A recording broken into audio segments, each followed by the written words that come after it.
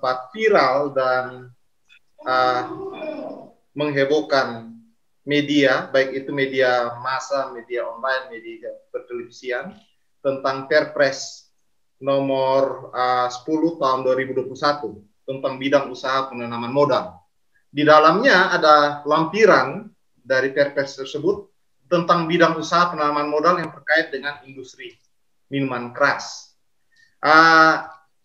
Perpres ini menjadi polemik karena dikhususkan perizinan usaha penanaman modal terkait dengan industri minuman keras itu di Bali, NTT, Sulawesi Utara, Papua, lalu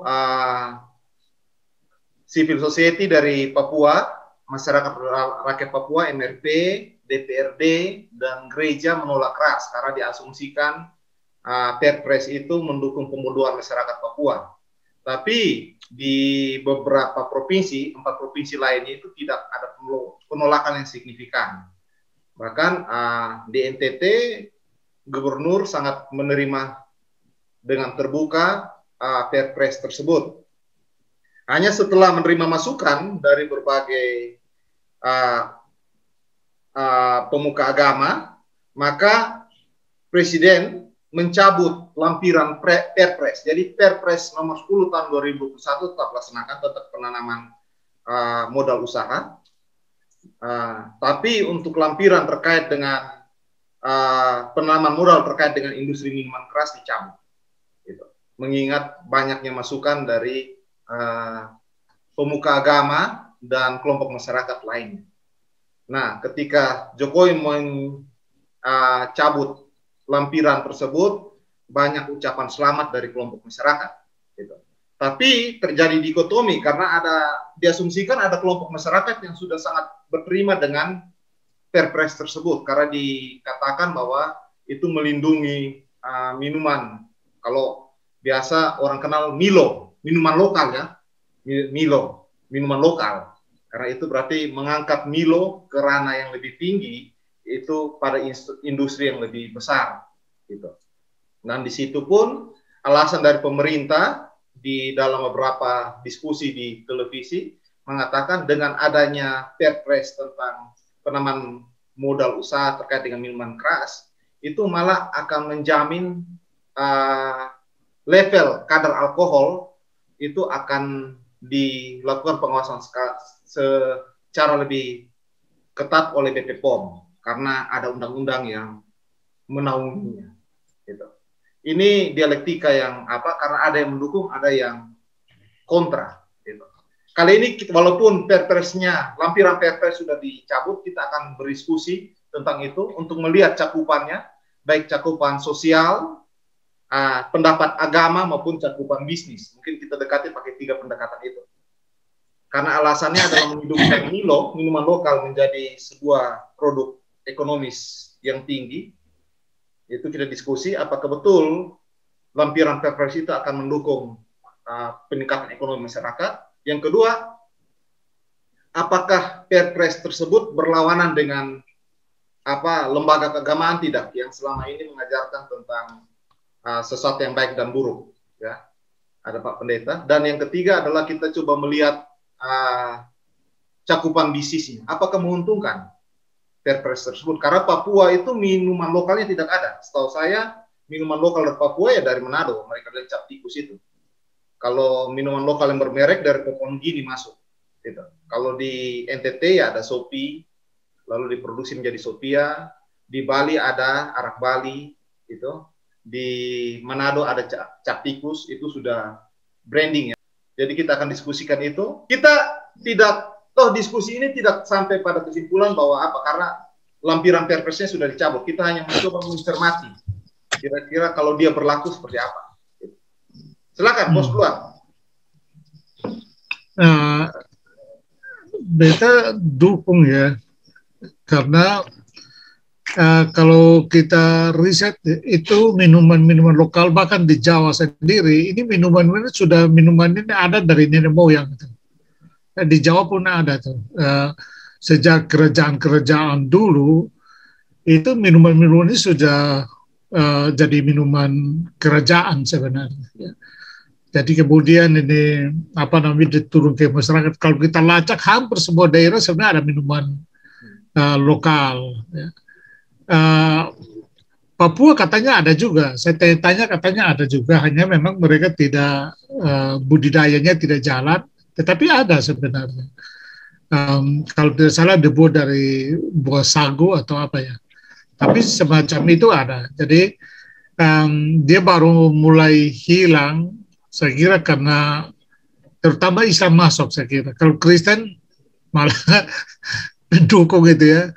Nah sekarang di level dengan keluarga Perpu ini lalu ada 4, termasuk gereja menolak ya. Kalau tidak salah di NTT Gemi termasuk menolak. Nanti Pak Pendeta Abdi yang ngomong itu. Tapi dari dulu pelatihan-pelatihan dari Bina Dharma untuk gereja-gereja, beta sendiri sudah ngomong soal itu, perlu pemberdayaan masyarakat berkaitan dengan miras.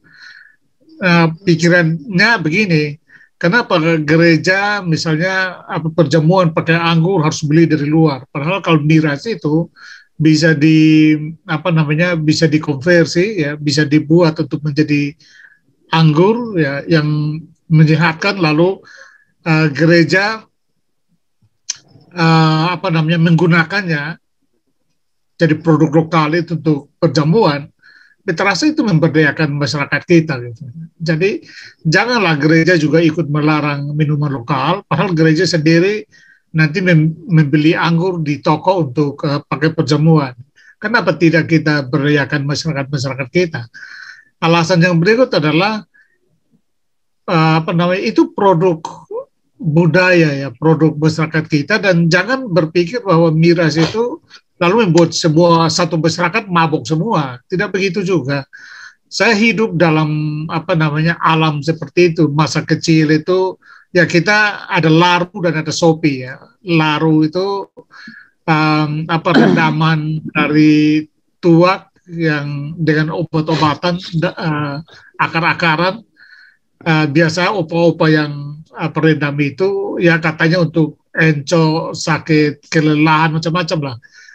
Jadi itu biasa tuh kalau kita datang bertamu di opa pagi-pagi itu, opa akan minta oma ambil larunya yang pakai buah apa tuh. Saya tidak tahu bahasa lokalnya itu dilak, itu dia kayak buah kelapa besar, jadi anggurnya dimasukkan ke situ, malam dimasukkan, nanti besok pagi minum, lalu setelah minum masukkan lagi, sore minum, ya, gitu putarannya. Dan memang itu keras tapi tidak memabukkan, tidak sekeras sopi. Nah sopi itu juga minum, setiap acara itu pasti minum, tapi yang mabok dan bikin masalah itu selalu ada, hanya 1-2 orang. Ya. Jadi jangan pikir masyarakat kita minum barang itu lalu semua mabok rame-rame dan bikin kacau, kan tidak seperti itu juga.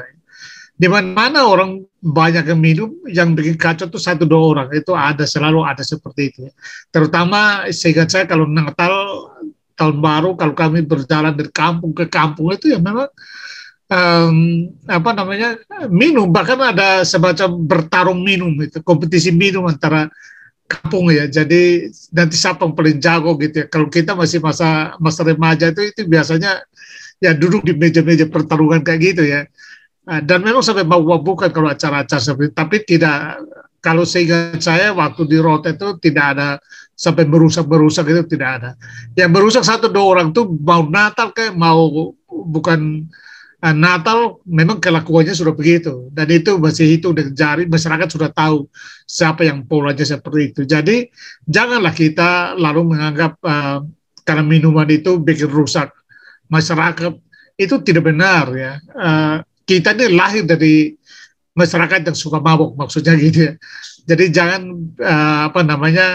mengkambing hitamkan minuman itu seolah-olah minuman lokal, produk masyarakat kita itu negatif ya. Padahal dengan diam-diam kita membeli yang datang dari luar, minuman dari luar atau produk pabrik, industri yang besar, jadi kita memperkaya industri yang besar. Nah, saya ingin kaitkan dengan banyak gejala yang saya amati. Memang kita cenderung dikalahkan oleh iklan-iklan industri besar, sehingga menegatifkan semua produk-produk lokal. Ya, kita ambil contoh misalnya, masyarakat kita sudah biasa minum minyak kelapa, tiba-tiba iklan-iklannya itu terlalu banyak kolesterol dan macam-macam sehingga semua pindah ke Bimbo. Seperti itu. Padahal masyarakat kita kan punya kelapa banyak sekali gitu. Itu kan minuman. Jadi menurut saya masuk miras itu kan produk dari kekayaan alam lokal karena banyak tuak, banyak kelapa. Itu bagian dari hasil kreativitas masyarakat menurut saya yang mendukung ekonominya. Jadi seharusnya kita dukung, pikirkan bersama-sama dengan adanya Perpu ini. Ya, bersama. Kalau ada pelanggaran, ya masuk dalam kriminal, ya ditangani secara kriminal. Tidak ada urusan dengan itu. Ya. Tidak usah dikaitkan, orang tidak minum juga bisa bikin masalah kok. Jadi jangan seolah-olah masalah terjadi karena orang minum minuman lokal, ya. Padahal minuman yang tidak lokal juga orang mabok kan gitu, untuk bikin kacau.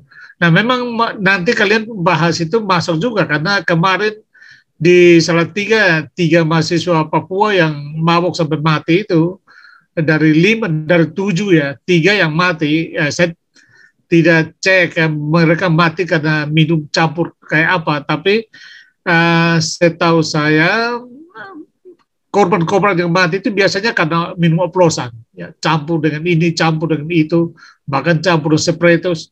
Ya itu masalah lain lagi ya. Tapi untuk minum, jangan kambing hitamkan minuman lokal, seolah minum lokal ya menjadi penyebab keterbelakangan mental atau kejahatan dan macam-macam itu terlalu berlebihan ya. Nah, saya kira itu saja. Nanti silakan yang lain tambah-tambah baru kita diskusi lagi. Oke, jadi sebenarnya Bos dukung Perpres untuk penanaman modal terkait dengan sangat mendukung miras ya. Oke, berikutnya itu tadi Om Sam pakai pendekatan secara kultural. Masyarakat kita sebenarnya masyarakat yang sudah terbiasa dengan mengonsumsi ini. Jadi kalau pas Perpresnya begitu mungkin akan mendukung ekonomi masyarakat. Begitu ya, Bos? Itu. Ya. Karena secara kultural kita sudah terbiasa dan itu menjadi minuman kultural kita. Oke. Iya, karena tambah sedikit karena tidak ada acara adat yang tanpa minum soalnya. Semua acara adat itu pasti orang minum, tidak bisa tidak minum gitu. Jadi itu tambah kuat di kulturalnya. Ya, silakan. Oke. Selanjutnya karena Om Sam ngomong kultural, maka yang paling dekat ya sosial.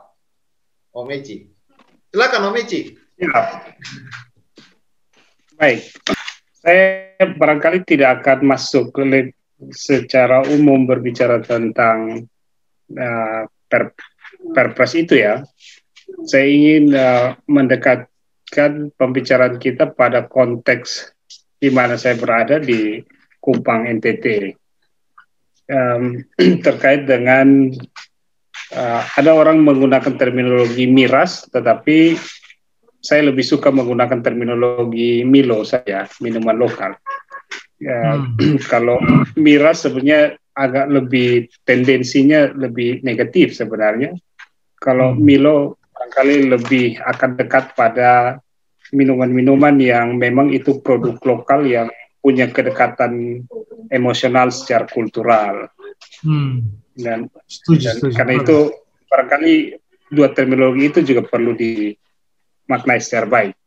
Nah, konteks NTT, konteks Kupang, saya kira tidak bisa pembicaraan terkait dengan Perpres minuman lokal itu di NTT orang selalu mengasosiasikan dengan minuman Sophia itu ya dari NTT. Nah, Sophia itu menurut saya ketika mendengar kata Sophia ada dua asosiasi dalam pikiran kita. Yang pertama kalau bicara Sophia itu selalu punya asosiasi dengan Sophie dan itu menjadi minuman khas NTT. Tetapi pada saat yang sama Sophia itu merujuk pada kata filsafat ya, Sophia, artinya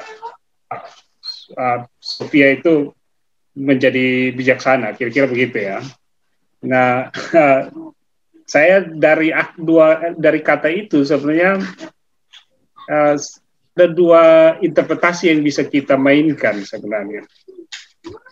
Satu, Sophia itu minuman lokal kita, tetapi Sophia itu saya membayangkan bahwa itu menjadi air kata-kata dalam terminologi lokal kita, yang ketika orang minum itu orang berasumsi bahwa dia telah melakukan tindakan filsafat. Jadi kira-kira kalau orang minum Sophia, ya kata-katanya jadi lancar, jadi bagus, dan itu yang terjadi dengan kita. Jadi kalau sudah minum, pasti kata-katanya jadi baik. Tetapi pada saat yang sama, saya ingat kalau kita baca filsafat awal, misalnya Sophia itu juga tidak lepas dari konsep kaum sofis itu ya, Bos. Ya. Kaum sofis orang-orang yang punya kemampuan berkata-kata, tapi kemampuan berkata-kata itu kemudian dipakai untuk mengelabui orang lain. Jadi kira-kira dari 2-3 argumentasi terminologi itu saya mau bilang bahwa Sophia itu bisa membuat kita menjadi baik, tetapi juga kadang-kadang Sophia itu bisa dipakai oleh orang yang kalau dalam dunia kaum sofis itu mereka punya kemampuan untuk berbicara dan menggunakan kemampuan berbicara itu untuk mengelabui orang lain. Kemampuan yang dia dapat, retorika yang dia punya, itu dia pakai untuk membenarkan sesuatu yang salah, bahkan menyalahkan sesuatu yang benar. Nah, konsekuensi dari penyebutan Sophia ini misalnya, itu bisa berdampak seperti itu. Bisa dia jadi baik, tetapi juga bisa menjadi sesuatu yang buruk. Dan saya kira itu karakter dari minuman lokal kita yang kemudian dia bisa menjadi minuman lokal dan itu baik, tetapi bisa juga dia menjadi miras yang dari sesuatu yang baik ternyata dipakai untuk sesuatu yang jahat. Dan itu saya kira juga sudah disampaikan oleh Om Sam bahwa miras itu adalah, nanti saya akan coba masuk pada poin berikut, tapi menurut saya miras itu sesuatu yang kultural, tetapi kalau dia salah dipergunakan, dia bisa menjadi sesuatu yang menjadi buruk. Misalnya kasus terakhir di Salatiga, 3 mahasiswa meninggal karena menurut saya menempatkan minuman itu tidak pada tempatnya. Itu hal yang pertama. Hal yang kedua yang ingin saya sampaikan berkaitan dengan saya pernah tahun-tahun lalu kita diskusi di Jogja, lalu waktu itu miras Sophia masih sekitar 2 tahun lalu, waktu itu Sophia lagi heboh-hebohnya dan teman-teman di Jogja tanya kepada saya, lalu saya jawabnya, saya masih ingat kata-kata itu dan di grup diskusi kebetulan masih ada, jadi saya baca buat kita.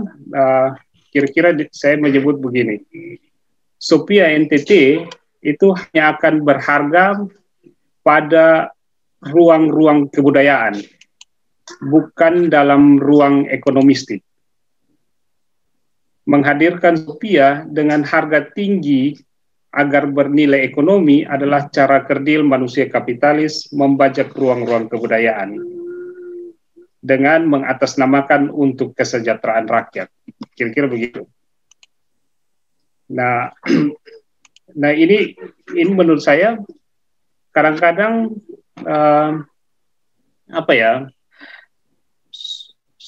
Sophie, minuman-minuman lokal itu dia selalu beradab pada ruang-ruang kultural. Tetapi begitu dia dibawa ke ruang-ruang ekonomi, itu dia cenderung tidak ada riset yang menunjukkan itu, tetapi pengalaman dia justru menunjukkan malah lebih banyak pejoratifnya, bahasa apa ya, lebih banyak tidak baiknya. Dan menurut saya, misalnya saya mencoba untuk mencari-cari misalnya pernyataan-pernyataan para pencetus ide Sophia misalnya, tidak ada yang memberikan argumentasi bahwa Sophia itu dibuat untuk merevitalisasi Shopee lokal itu dalam ruang-ruang kebudayaan. Narasi yang digunakan adalah ini untuk kesejahteraan. Saya kira tidak terlalu signifikan menurut saya kalau kemudian narasi kesejahteraan dibangun di situ. Bahwa saya kira kesejahteraan dalam konteks ekonomi rumah tangga barangkali iya, tetapi dalam konteks Sophia itu dia tidak berbicara pada level ekonomi rumah tangga, dia pada level industri, dan karena itu justru tidak punya garis korelasi yang cukup positif. Misalnya, dan saya membayangkan misalnya orang-orang yang menyuling Shopee di Osaka dan sekitarnya itu juga toh tidak mendapatkan semacam keuntungan yang signifikan dari pembuatan miras Sophia ini. Dan karena itu menurut saya ya tidak ada yang signifikan.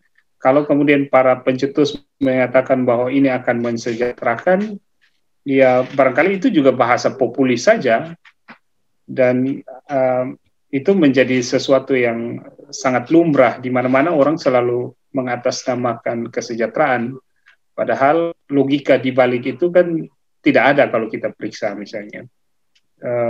Saya bahkan tadi bicara dengan Ricky di awal, saya bilang kalau mau nama atas kesejahteraan, untuk apa kita capek-capek dengan melakukan memproduksi miras, sekalian saja buat rumah judi internasional. Karena dalam fakta kita lihat orang yang bermain togel itu rumahnya tingkat-tingkat, dan itu kesejahteraannya signifikan. Kalau hanya yang begini kan saya tidak menemukan para penyuling Shopee yang bisa punya kekayaan yang cukup, gitu kira-kira. Dan karena itu menurut saya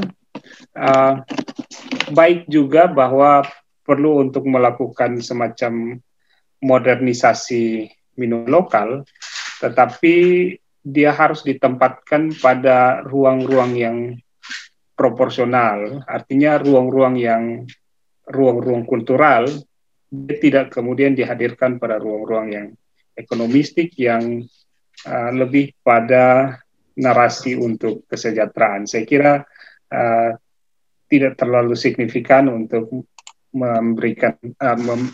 menempatkan Shopee untuk kesejahteraan. Shopee untuk kultural saya kira iya, tapi sayangnya sampai sekarang saya tidak menemukan bahwa penjelasan Shopee itu untuk revitalisasi kultural, tetapi justru ke revitalisasi peningkatan kesejahteraan rakyat. Dan saya kira agak miss menempatkan produk Sophia dalam kebijakan yang coba dilakukan di NTT. Mungkin itu dulu saya, nanti baru saya lanjutkan. Terima kasih. Oke, berarti yang ingin dikatakan oleh Eji bahwa dengan cara menunggangi kultural, pelaku-pelaku baik itu pemerintah, Perpres ini, pemerintah pusat maupun daerah, itu berupaya untuk mengambil keuntungan dari masyarakat yang mana secara plural mereka minum itu sebagai produk budaya, bukan hedodis ya, gitu. Tadi karena Eci pakai Sophia pada taraf filsafat. Penanaman modal minuman keras ini merupakan sebuah manipulasi dengan menggunakan pendekatan kultural, padahal realitasnya adalah mungkin hanya beberapa pelaku ekonomi saja yang diuntungkan. Bahkan tadi Eci katakan ada kemungkinan masyarakat kecil tidak sejahtera. Seperti itu, Eci.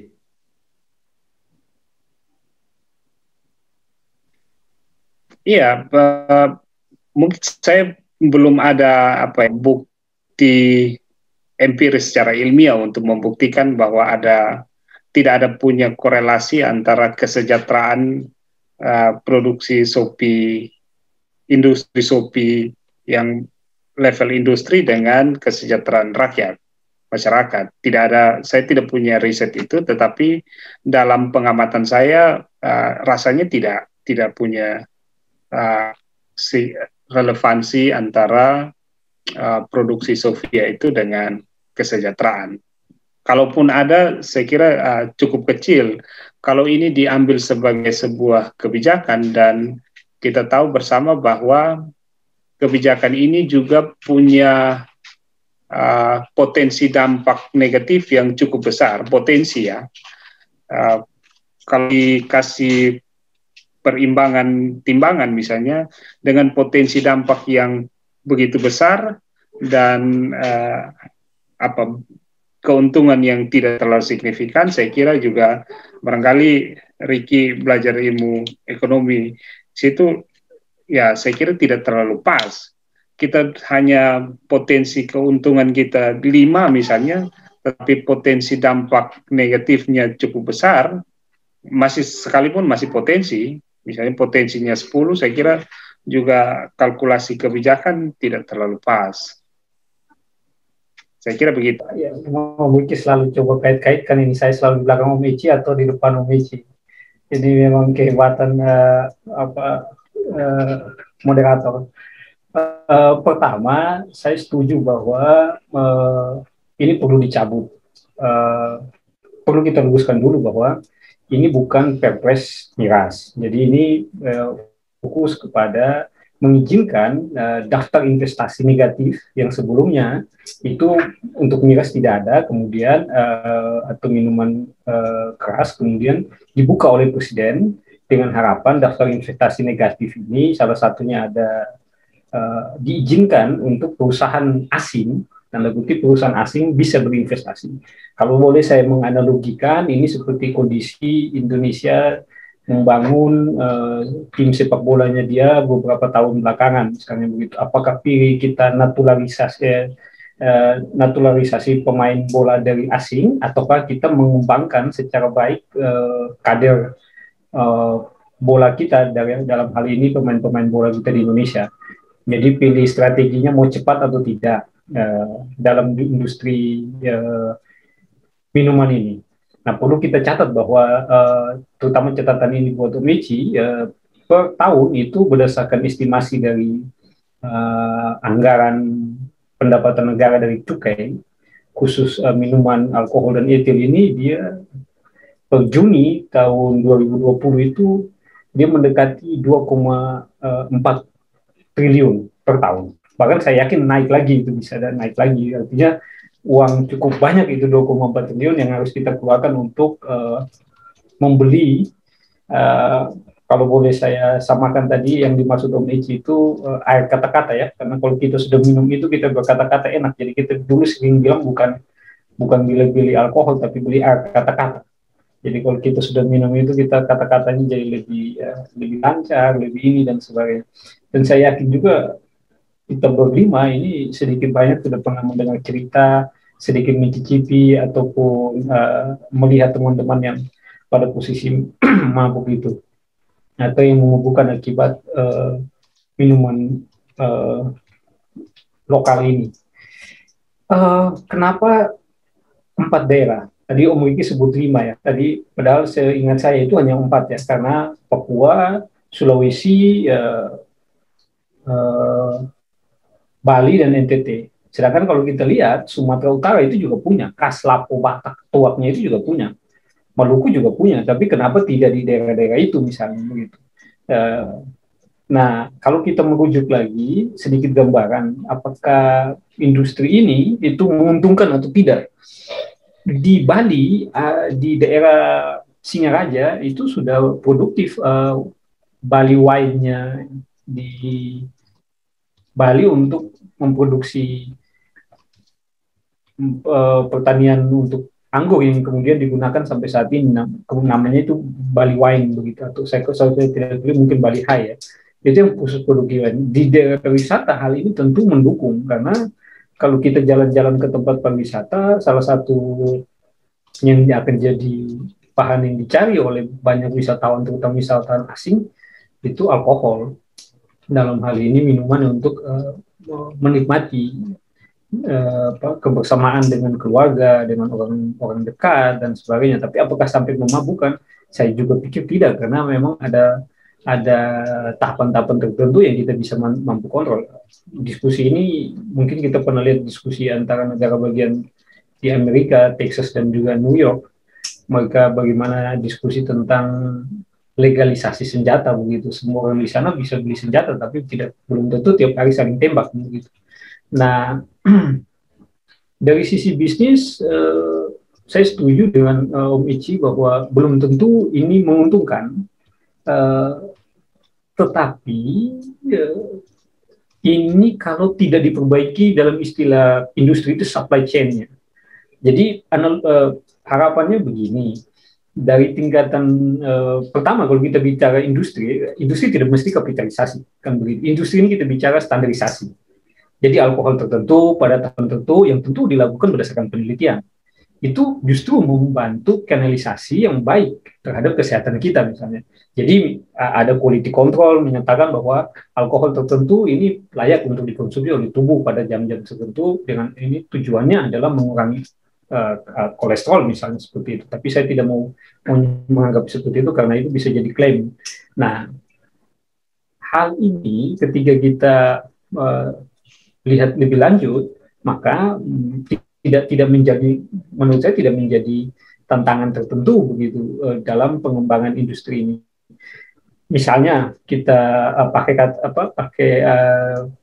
gambaran seperti Sophia tadi, dari petani-petani yang lokal yang bisa menghasilkan alkohol, dalam hal ini minuman lokal tadi, satu Sophie, itu bisa dikumpulkan di dalam pabrik misalnya, dan kemudian diuji standarisasinya apakah ini sesuai atau tidak. Nah, pada tahapan itu saja, itu kita sudah bisa melihat bahwa industri ini mampu membeli Sophie dari petani dengan kualitas bagus. Jadi logikanya sama juga kalau kita punya beras oke, kita bisa ngantar ke Bulog beli dan sebagainya. Sederhana seperti itu menurut saya. Jadi tidak terlalu apakah relevansinya. Kalau kita lihat sekarang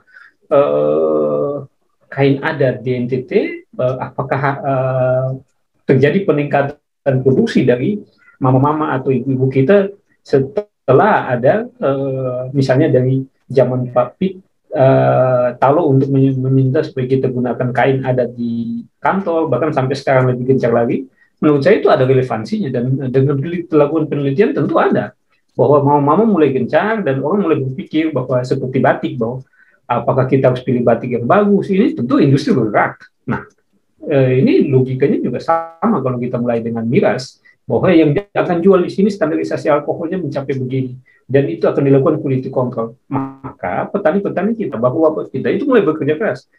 Kalau kita melihat yang menyuling itu menjadi tidak enak, ini kita peminum Sophie juga dulu jadi tahu, ketika menyuling yang tidak rasa terlalu enak itu kadang-kadang kan menggunakan unsur plastik, misalnya paralon, pipa paralon, dibanding dengan bambu yang lebih natural. Justru bambu kualitasnya itu lebih bagus daripada yang kita gunakan pipa. Nah, pada tingkatan ini itu kalau kita kanalisasi dalam industri atau standar industri, maka jauh lebih baik menurut saya.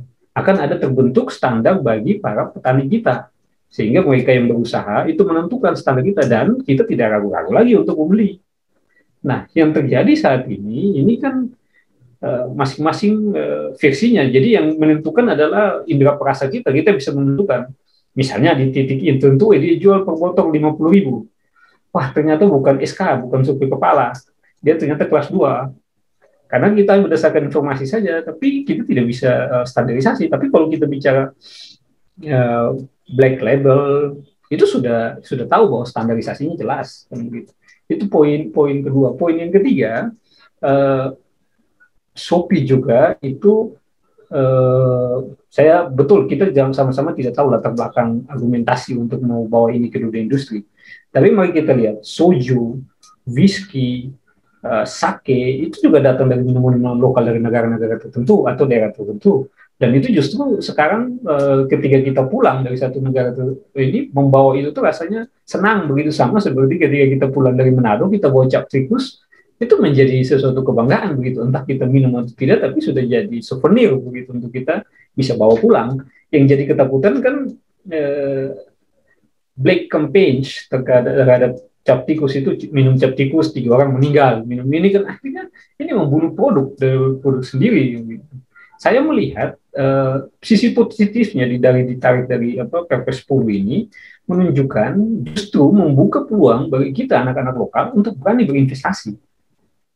Jadi seperti yang saya sebutkan di awal, justru membuka peluang kita anak-anak lokal untuk berlatih main bola yang lebih baik daripada nanti pemain klub bola kita itu dipanggil dari negara lain untuk dinaturalisasi begitu.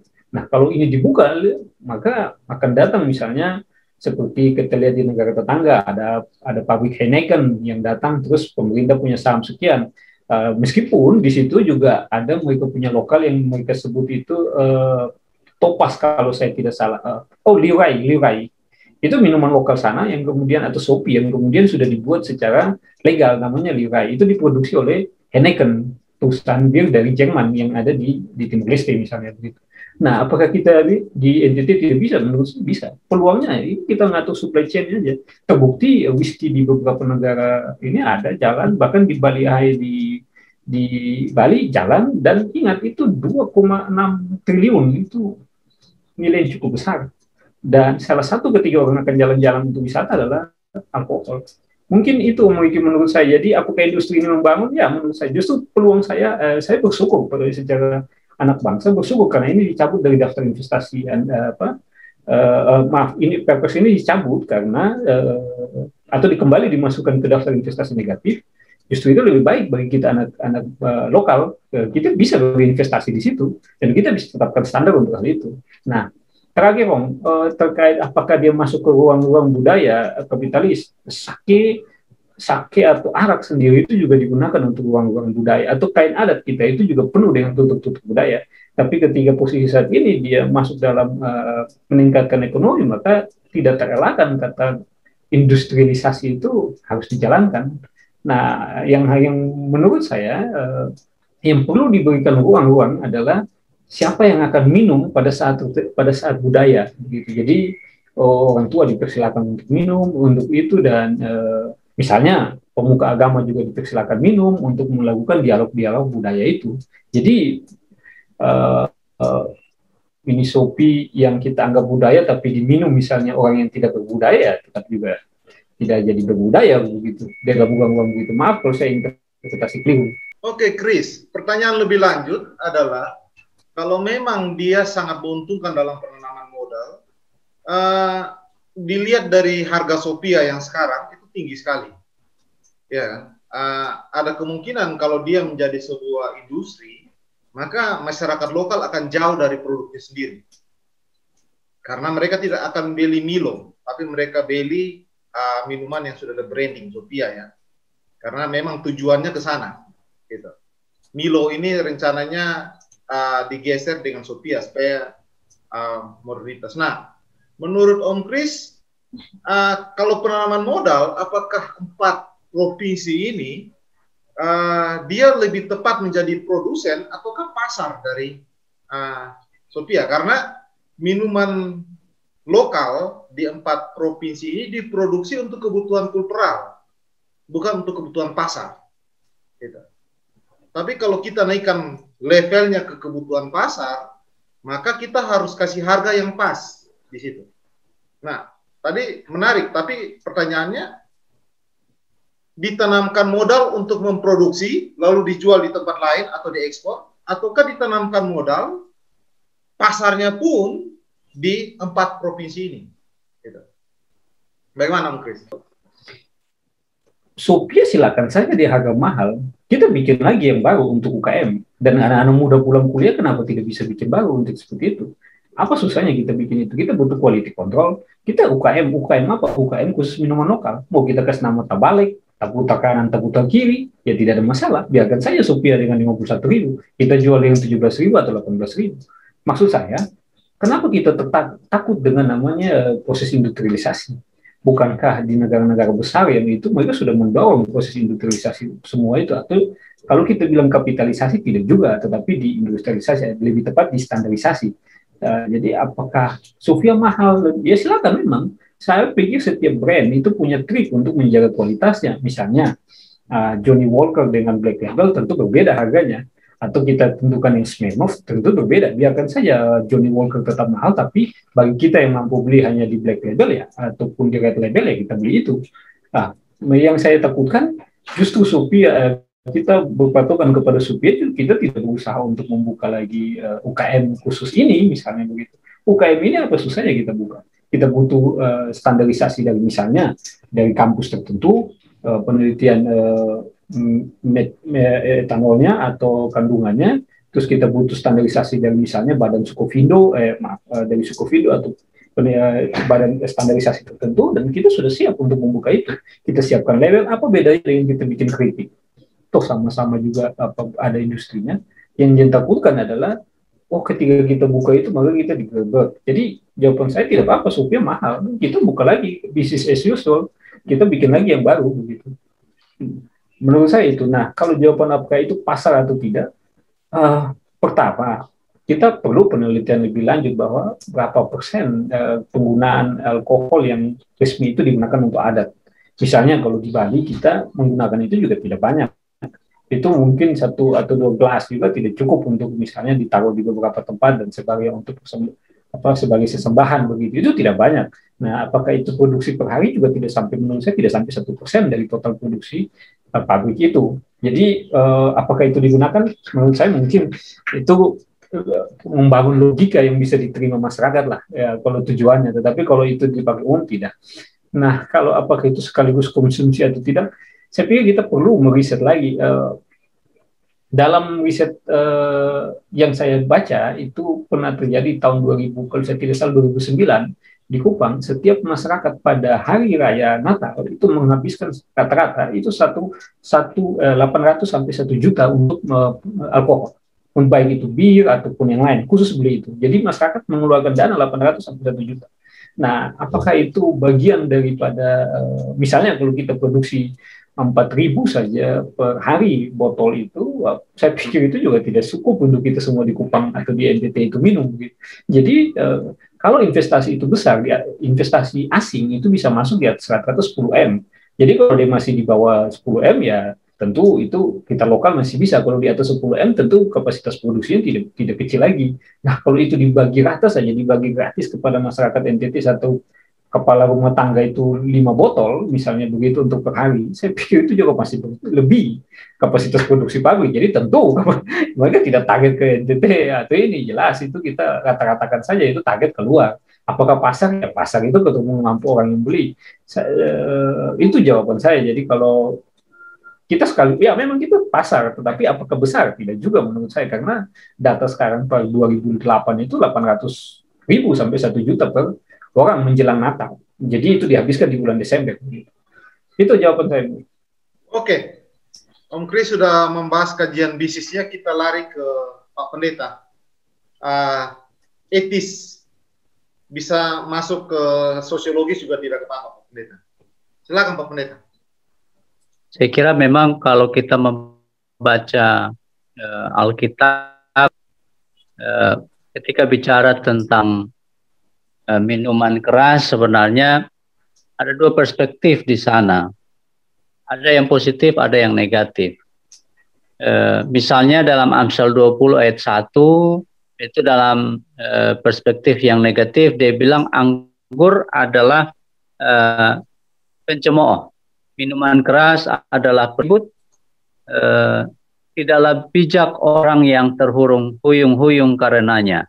Nah, ini kan berkaitan dengan efek dari minuman itu sendiri. Lalu dalam Imamat 10 ayat 9 sampai 10 misalnya dikatakan janganlah engkau minum anggur atau minuman keras engkau serta anak-anakmu bila kamu masuk ke dalam kemah pertemuan supaya jangan kamu mati. Itu yang nada-nadanya negatif.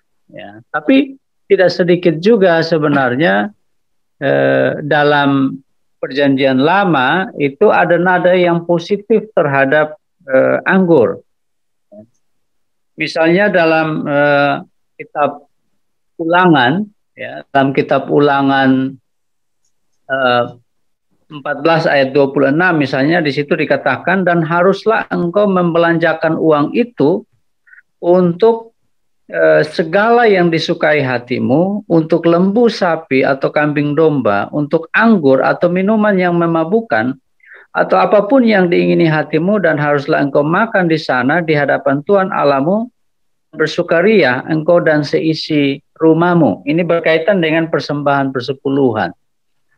Lalu ada juga misalnya di dalam bilangan, ya, kitab Bilangan 28 ayat 7 misalnya, di situ dikatakan, dan korban curahannya ialah 1/4 hin untuk setiap domba, curahkanlah minuman yang memabukkan sebagai korban curahan bagi Tuhan di tempat kudus. Nah, minuman keras juga kemudian dikaitkan dengan persembahan. Ya, nah, dalam beberapa konteks misalnya di Perjanjian Baru juga demikian. Ada ayat-ayat yang bicara tentang minuman keras itu sesuatu yang tidak baik, tapi juga dalam sebuah nasihat Rasul Paulus misalnya kepada Timotius dalam 1 Timotius 5 ayat 23, di situ Paulus menasihati Timotius, dia katakan begini, janganlah lagi minum air saja, melainkan tambahkanlah anggur sedikit, berhubung pencernaanmu terganggu dan tubuhmu sering lemah. Jadi penggunaannya memang ada dua perspektif di situ, tetapi dari semua sebenarnya kalau kita membaca baik-baik ayat-ayat ini, larangan-larangan untuk minum itu lebih berkenaan dengan perilaku yang diakibatkan oleh minuman keras itu sendiri. Ya. Jadi kita sebagai orang-orang yang percaya akan Tuhan, orang-orang Kristen dalam Perjanjian Baru misalnya, itu diperintahkan untuk tidak membiarkan tubuh kita diperbudak oleh apapun. Ya. Jadi kalau minuman keras kemudian memperbudak tubuh kita, itu yang salah. Ya. Tetapi juga ketika kita minum sampai mabuk, itu juga tidak benar. Dalam cerita Perjanjian Baru misalnya, mujizat pertama yang Yesus lakukan itu adalah mengubah air menjadi anggur. Ya. Jadi ada juga hal-hal yang positif sebenarnya berkaitan dengan ini. Yang negatifnya sekali lagi itu lebih banyak berkaitan dengan perilaku seseorang ketika dia menjadi mabuk. Ya. Nah, dalam Perjanjian Lama, kata minuman keras itu dalam bahasa Ibrani digunakan kata sekar, ya, sekar atau syakar, sikor, sikaron, ya. Dan pengertian dari sekar itu berhubungan dengan kemabukan. Nah, semua yang berhubungan dengan sekar atau dengan kemabukan itu dianggap salah. Ya, tetapi tadi saya katakan bahwa ada juga ayat-ayat yang bicara tentang minuman keras dalam pengertian yang positif. Dalam tradisi beragama kita misalnya, kita perjamuan itu juga menggunakan anggur. Tetapi kan kita minum anggur itu dengan takaran yang sesuai, ya, tidak berlebih-lebihan. Pada prinsipnya sebenarnya minuman itu sama dengan hal-hal yang lain juga. Segala sesuatu kalau berlebihan ya jadinya dosa. Jadinya juga mendatangkan malapetaka. Jadi bagi saya sebenarnya Alkitab berbicara tentang segala sesuatu yang berlebihan itu memang akan mendatangkan dosa, termasuk minuman keras. Itu kalau berlebihan ya akan menghasilkan dosa, orang menjadi mabuk, tidak bisa mengontrol diri, dan memberi tubuhnya dikontrol oleh sesuatu yang di luar, yaitu minuman keras. Jadi memang mestinya kita secara berimbang juga untuk melihat catatan-catatan Alkitab terhadap minuman keras itu sendiri. Kalau kita baca dalam Alkitab, negatifnya itu lebih banyak berkaitan dengan perilaku sebenarnya. Tetapi minuman itu sendiri dia netral. Karena juga pada masa itu dipakai untuk persembahan kepada Tuhan. Nah, dalam kehidupan sekarang misalnya, kita punya satu jemaat di Tua Mese. Tua Mese itu adalah satu sumber sopi di TTU. Penghasil kopi terbesar di TTU itu pusatnya di Tua Mese. Kita punya gereja di sana, rata-rata jemaat kita yang masak sopi. Dan mereka punya persembahan, mereka punya perpuluhan juga sebagian besar dari hasil penjualan itu. Tetapi yang unik di sana adalah mereka masak tapi mereka justru tidak minum. Mereka menjual keluar. Ya. Mereka hanya mungkin karena sudah tiap hari berhadapan dengan minuman, jadi buat mereka itu sudah sesuatu yang membosankan begitu. Nah, jadi memang mestinya kita adil dalam melihat mengutip ayat-ayat Alkitab berkaitan dengan minuman keras. Nah, bagi saya secara pribadi, ya memang secara lembaga orang selalu menganggap bahwa gereja itu kan lembaga moral sebenarnya. Tapi sebuah lembaga moral juga mestinya juga secara adil untuk melihat cantolan-cantolan dalam ayat-ayat yang ada itu supaya kita lebih adil dalam mengambil sebuah keputusan. Nah, orang sudah mulai mengaitkan misalnya ketika kita bicara minuman keras, orang asosiasinya sudah mabuk. Ya. Orang asosiasinya bahwa kalau orang mabuk maka perilakunya akan buruk. Padahal setiap kali perjamuan toh kita menggunakan anggur, ya, yang adalah minuman fermentasi sebenarnya, yang kalau diminum banyak juga mabuk sebenarnya dan menghasilkan sesuatu yang buruk. Tetapi toh itu ada di dalam kita menempatkan itu di altar Tuhan loh. Minuman-minuman itu kita taruh di altar yang kita anggap sebagai tempat yang sakral.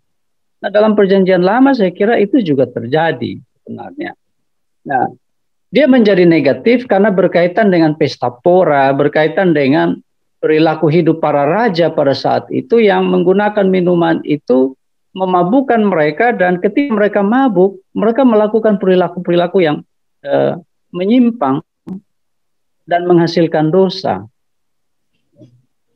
Karena dosa sendiri, misalnya dalam bahasa Yunani itu adalah parabasis. Parabasis itu sesuatu yang melewati batas.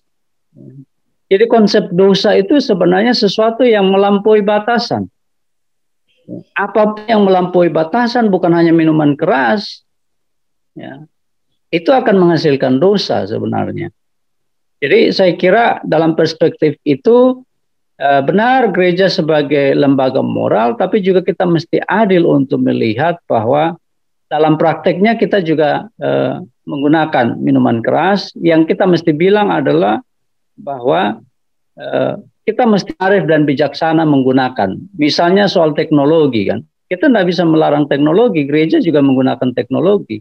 Nah, kehadiran gereja di dalam dunia sekarang, di dunia teknologi adalah memberi arahan moral bagaimana mempergunakan teknologi itu untuk hal yang baik, misalnya untuk hal yang bermanfaat. Demikian juga dengan minuman keras.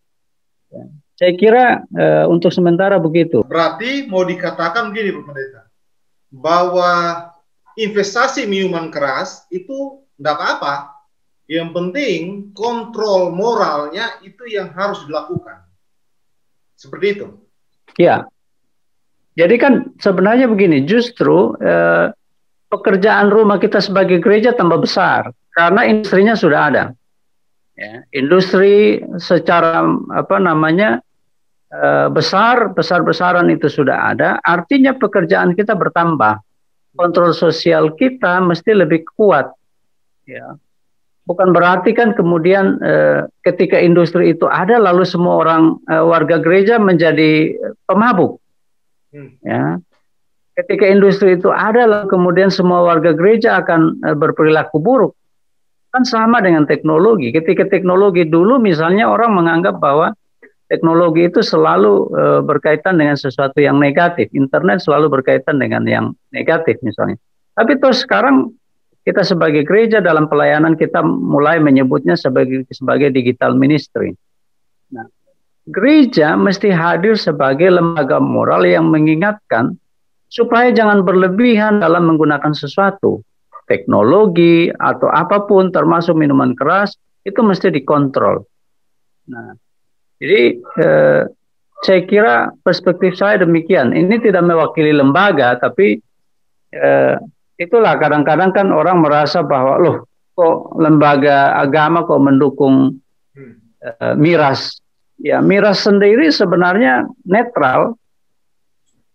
Yang negatif itu justru perilaku yang disebabkan oleh miras. Orang berasumsi seolah-olah kalau industrinya sudah ada lalu semua orang mudah mengakses dan semua orang jadi pemabuk, kan tidak juga.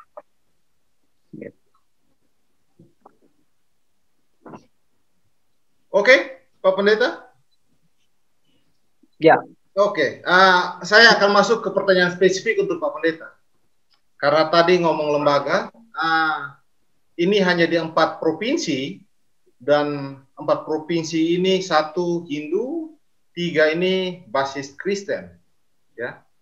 Seberapa besar kemampuan kontrol sosial dari lembaga keagamaan jika investasi ini berhasil lakukan, walaupun perpresnya sudah lampiran perpres sudah dicabut ya, tapi ada kemungkinan ke depan misalnya ini bisa dilakukan lagi, ditinjau dilakukan. Seberapa besar sih lembaga keagamaan mampu menjamin kontrol sosial terhadap masyarakat gitu? Nggak, kalau kita mau ngomong lebih spesifik, Pak Pendeta bisa berkaca dari Gemit misalnya begitu. Apakah lembaga gereja mampu untuk melakukan fungsi kontrol sosial ketika miras ini masuk ke pasar bebas, yang membeli dibatasi umur, tapi orang bisa membeli di mana saja. Gitu. Gimana, Pak? Ya, saya kira memang seperti yang tadi saya bilang bahwa dalam kondisi yang demikian tentu akan ada pekerjaan ekstra bagi kita sebagai gereja untuk lebih sering lagi memberikan seruan-seruan moral. Tapi sekali lagi pada prinsipnya saya katakan bahwa tidak ada survei yang membuktikan ketika industri itu ada, lalu semua orang dengan mudah mengakses, lalu semua orang jadi pemabuk. Nah, buat saya peranan utama gereja sebenarnya adalah tetap memberi seruan-seruan moral. Kita tidak bisa kemudian menarik orang untuk hidup dalam ruang hampa udara. Realitas dunia memang demikian. Karena itu gereja menjadi garam dan terang. Tapi kemudian kita tidak bisa menafikan realitas-realitas yang lain. Jadi kita tidak bisa membuat semua ini seperti di surga. Kita hidup dalam dunia dan memang fungsi gereja di situ ya untuk menjaga orang tidak jatuh di dalam perilaku-perilaku yang buruk dan salah. Tapi kita tidak bisa menghilangkan dunia ini sepenuhnya dari perilaku yang buruk. Kita akan berhadapan dengan hal-hal yang demikian. Nah, kita belajar misalnya Allah itu adalah Allah yang kita imani itu adalah Allah yang memberi kebebasan pilihan kepada kita sebenarnya. Ya, kita punya free will, ya, kebebasan memilih. Yang paling utama adalah seruan-seruan moral kita memberi pilihan. Memberi pilihan kalau pilih A akan begini, pilih B akan begini. Dan kita tidak bisa menyuruh orang misalnya lu pilih ini aja. Allah saja tidak pakai cara demikian kok. Allah justru memberikan pilihan bebas kepada kita manusia untuk memilih hal yang baik dan buruk. Tugas gereja adalah untuk meyakinkan orang kalau you pilih hal yang baik, maka akan jadi seperti ini. Dan kalau you lakukan hal yang buruk, konsekuensinya akan neraka. Jadi orang tidak bilang bahwa, jangan bikin itu. Kita tidak bisa membatasi orang dalam dunia. Dan kita tidak bisa menarik orang dari realitas hidup di dunia. Ya. Jadi prinsipnya bahwa kita memang hidup di dalam dunia, tapi tidak menjadi sama dengan dunia. Ya, itu yang mesti dilakukan oleh gereja. Jadi lebih kepada seruan-seruan moral, ya. Dan saya yakin dan percaya itu kembali lagi kepada kepribadian orang masing-masing sebenarnya. Kalau kita bicara tentang minuman keras, siapa yang bilang saat ini tidak bebas orang mengakses minuman keras? Di mana-mana orang bisa membeli kok. Ya, ada depkes, ada yang non depkes, kan bedanya di situ saja. Ya. Atau dijual secara bebas juga, orang bisa mengakses. Nah, justru yang sulit sebenarnya seperti yang dikatakan oleh Bosem tadi, bahwa kalau kemudian kita tidak memberi ruang untuk itu, maka yang sulit adalah kita punya masyarakat lokal, karena dianggap bahwa mereka tidak punya depkes, maka izin edar mereka tidak ada. Dan itu yang dianggap salah. Padahal mungkin nilai kadar alkoholnya sama, tapi hanya karena beda soal perizinan saja. Jadi buat saya gereja tetap hadir sebagai lembaga moral yang terus memberikan seruan moral, tetapi pilihan bebas itu ada pada setiap pribadi.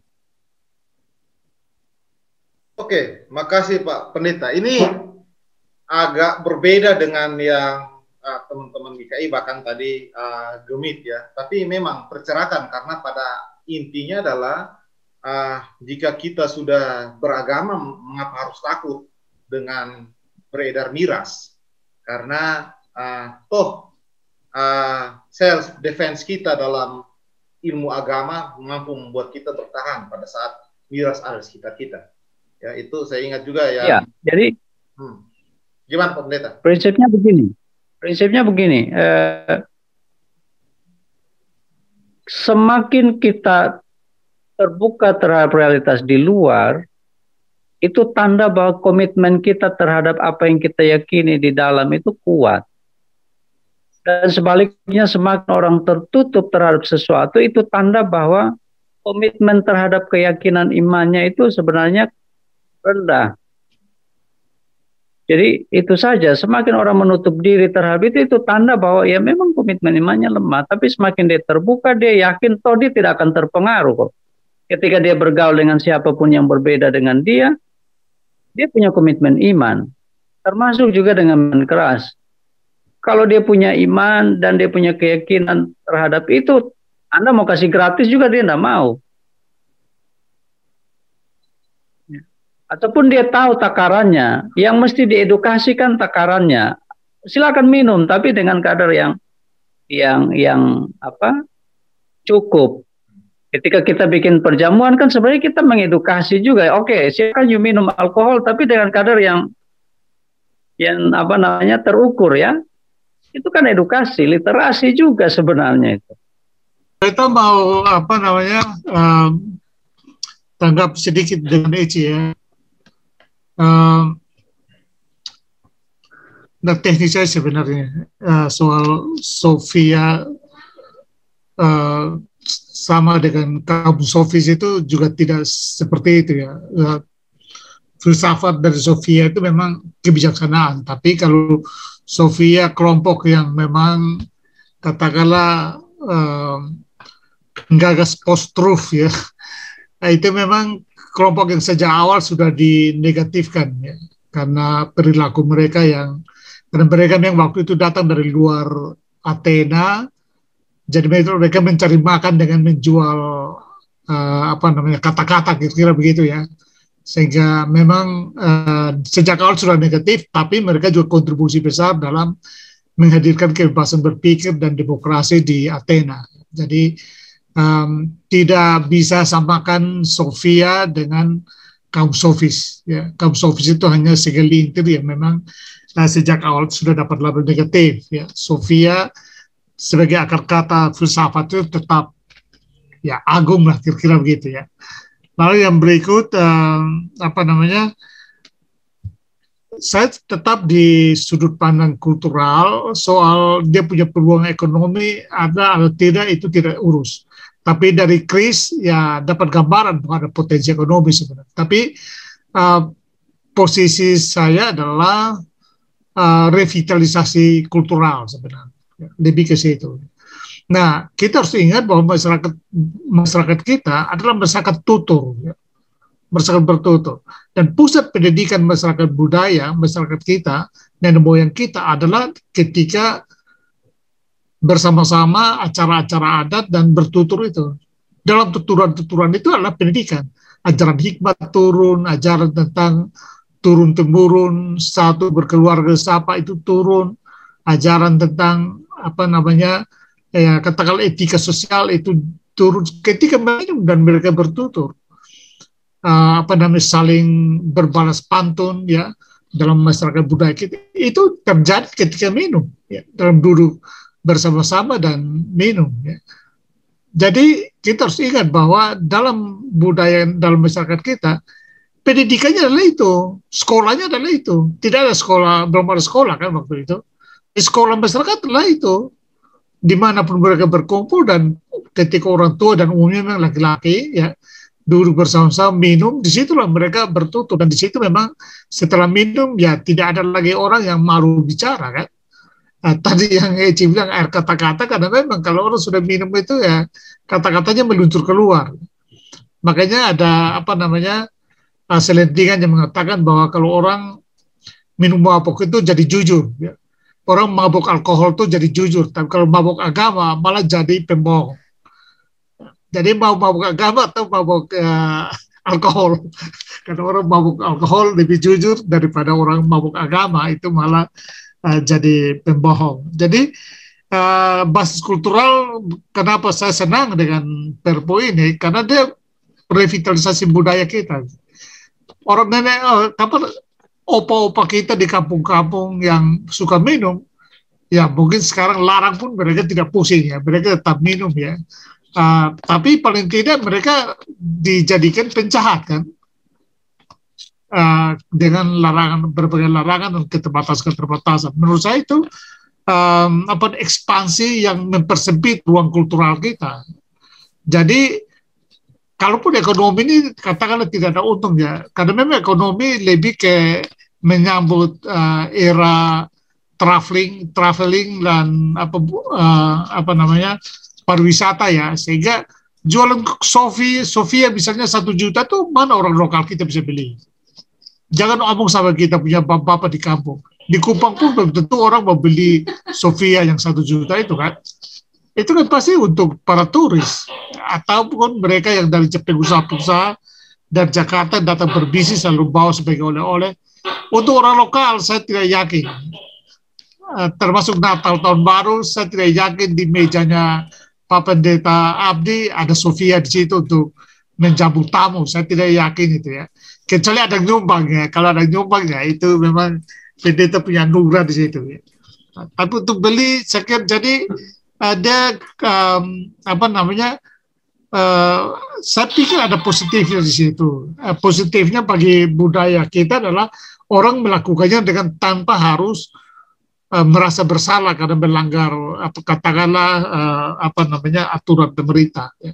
Nah bagi ekonomi ya industri ya mungkin ada untungnya karena dia pasarnya kan lain, bukan pasar lokal kita. Ya. Saya tidak yakin dengan adanya industri itu lalu semua orang punya kemampuan membeli dan minum mabuk-mabukan situ. Ya. Jadi saya dukung apa yang dibilang Pak Pendeta tadi ya, Abdi tadi.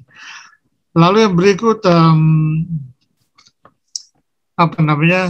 Ya, ya pendekatan saya adalah dengan adanya ini maka dia membuka ruang budaya kita ya, yang tadinya sudah sangat sempit sekali karena pendidikan tradisional ini. Saya diskusi cukup panjang dengan Om Neil ya, Pak Rektor, soal hilangnya pendidikan, institusi pendidikan ya dalam ruang budaya kita, karena institusi pendidikan itu dia hidup lewat narasi, dan narasi itu seperti saya katakan ya, minuman air kata-kata itu ada baru orang bisa bertutur dengan setara dan bebas, karena dalam sistem minum itu tidak ada raja. Kalau sudah minum semua adalah raja yang bisa berbicara setara ya.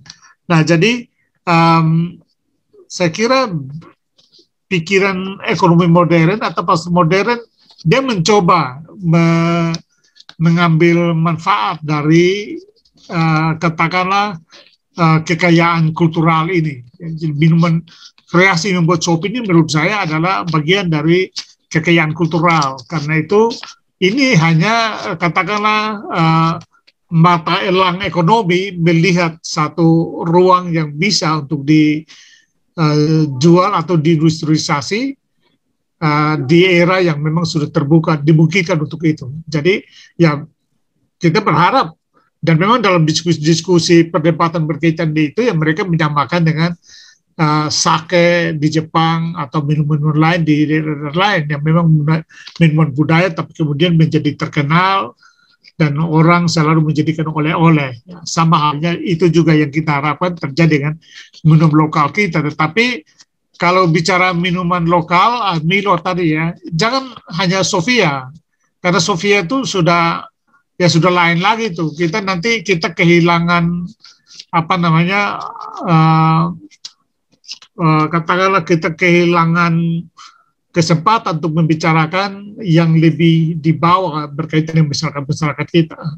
Karena Sofia itu sudah sangat elitis saya kira ya, sudah industri itu. Jadi kita bicara lebih ke minuman-minuman yang Sofi yang belum jadi Sofia, kira-kira begitu. Dan kalau kalian tahu, kalau Pak Pendeta pernah ke Rote, kayak di lapangan itu kan, sekitar situ kan lapak-lapak Sofi itu kan sepanjang lapangan itu.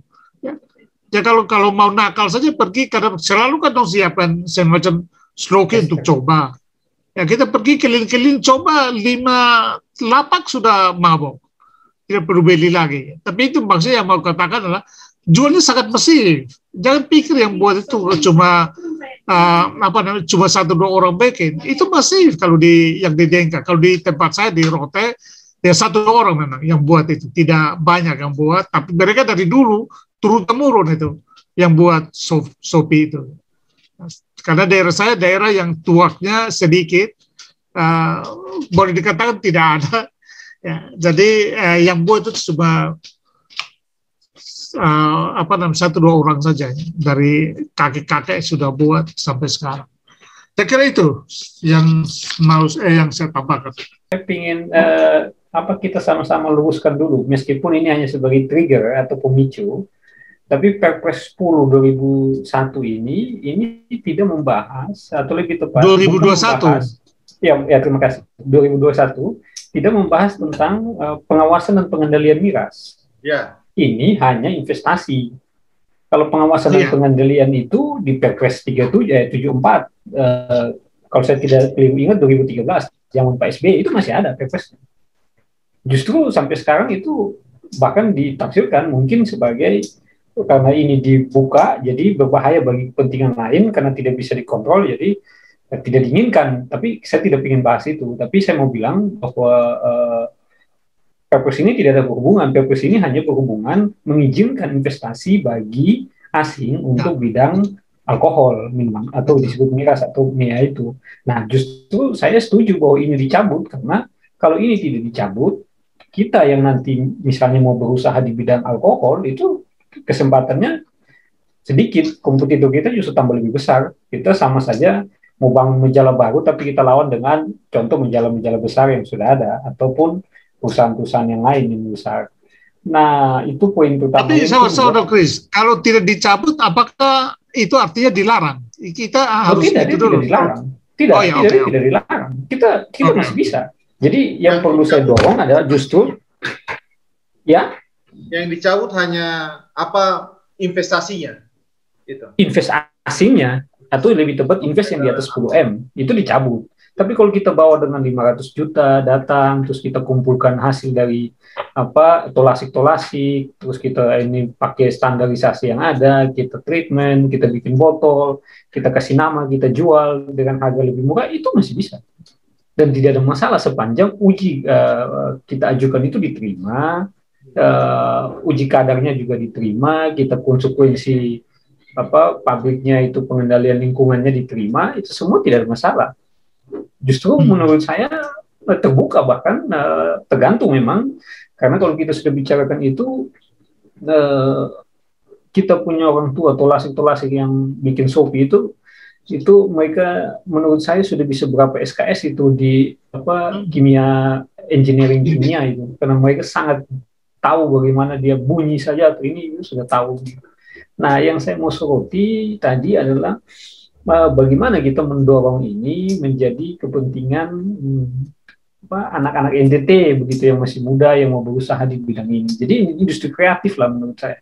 Nah, kalau terkait budaya, saya ini senang nonton film Korea beberapa waktu ini karena temani mai tua untuk nonton film Korea. Jadi ketika saya nonton film Korea itu, saya lihat di dalam budaya orang Korea itu mereka setelah pulang atau di Seoul ya atau di daerah-daerah kota besar, setelah mereka pulang dari kantor atau dari tempat beraktivitas, mereka rasa capek dan mereka pergi minum soju dengan babi panggang begitu. Jadi setelah mereka pulang dan mabuk, mereka punya fasilitas untuk bisa pesan seperti Grab atau Gojek yang orang bisa antar begitu. Itu tidak ada masalah apa kemudian kita mau legitimasi atau kita mencap Korea produktivitasnya lebih rendah daripada kita, itu saya tanya-tanya lagi kalau begitu. Mereka produktivitas justru, tapi mereka sadar dengan apa, kalau kita masuk gereja itu pertanyaannya yakin dan percaya begitu. Mereka yakin dan percaya bahwa alkohol itu hanya membantu kita untuk seperti mendapat satu kepuasan dari penghargaan kita menaklukkan hari-hari kita di dalam bekerja begitu.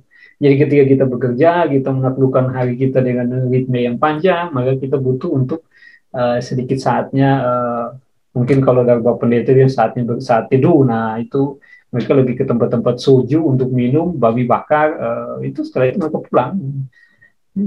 Jadi soju juga, minuman Korea itu juga harganya cukup murah di tempat sana begitu yang saya riset di internet dan saya tanya yang sering nonton film Korea. Jadi menurut saya tidak ada. Nah, saya berharap potensi ini justru tetap atmosfer ini tetap kita panasi.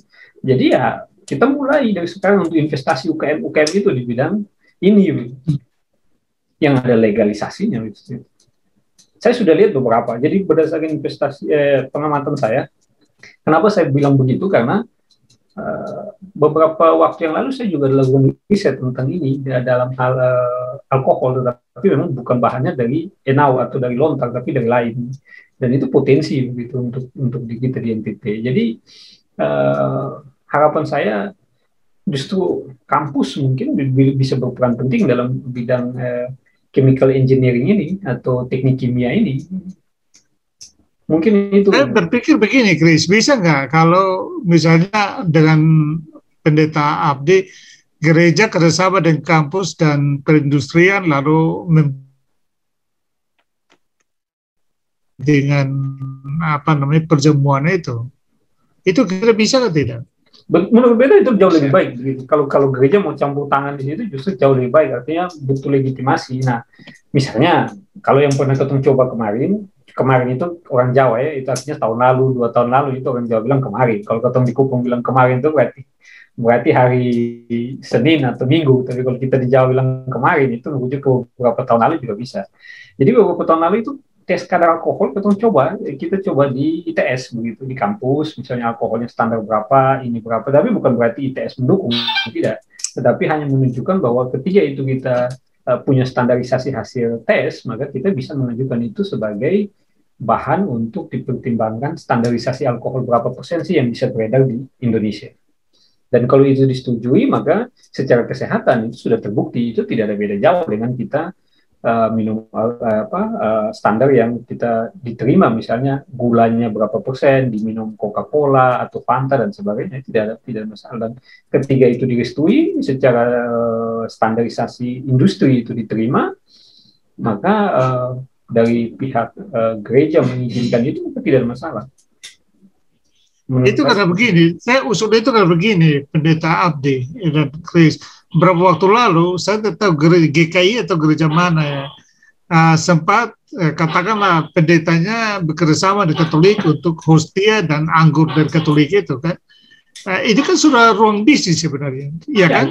Loh, kalau itu mau dilakukan, kenapa tidak? Sumber daya lokal kita banyak, kenapa gereja tidak lakukan itu dengan bekerjasama dengan kampus, lalu perindustrian misalnya untuk ciptakan minuman anggur perjamuan yang sumber apanya dari masyarakat kita, jemaat kita.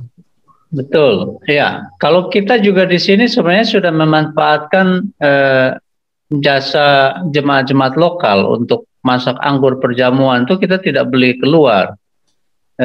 Rata-rata yang pertama memang untuk pemberdayaan. Yang kedua itu juga berkaitan dengan kita bisa pesan misalnya kadarnya seperti apa. Perjamuan triwulan 1 misalnya terlalu keras, triwulan 2 kita minta kalau bisa kasih turun sedikit. Begitu, karena ada pengeluhan begini-begini. Jadi bisa disesuaikan dengan kebutuhan kita. Tapi kita juga di gereja-gereja bikin pelatihan, bos. Bikin pelatihan pembuatan anggur untuk perempuan jemaat. Nah, itu Pendeta mohon izin. Itu anggur artinya secara harfiah anggur kah? Atau bisa dari pohon enau atau lontar dan sebagainya atau bagaimana? Ya, yang minuman fermentasi. Kalau fermentasi pasti kadar alkoholnya ada. Semua fermentasi pasti punya kadar alkohol pasti. Mau dari anggur. Iya. Pohon anggur atau bisa dari lontar? Bukan. Kan rata-rata kita di sini kita sebut anggur juga bukan dari buah anggur kan.